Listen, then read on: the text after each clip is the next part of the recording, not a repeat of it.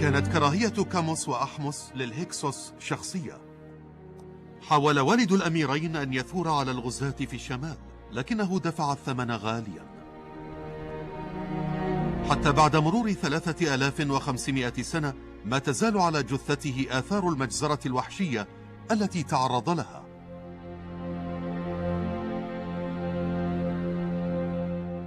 لون الوجه رمادي لأنه لم يحنط بطريقة جيدة، وهناك آثار تعرض رأسه للضرب بالفأس.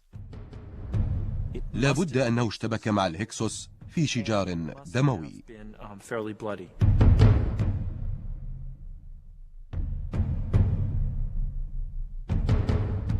كان المصريون ينظرون إلى الأجانب على أنهم همجيون ومتخلفون. بالنسبة لكاموس اليافع كان موت أبيه المأساوي على أيدي الهكسوس مأساة مؤلمة ومخزية في الوقت ذاته. في الفكر المصري كان الأجنبي عدوا لدودا، وكان يعتبر دخيلا على المصريين الذين خصتهم الآلهة بالحكم والسلطة المطلقة.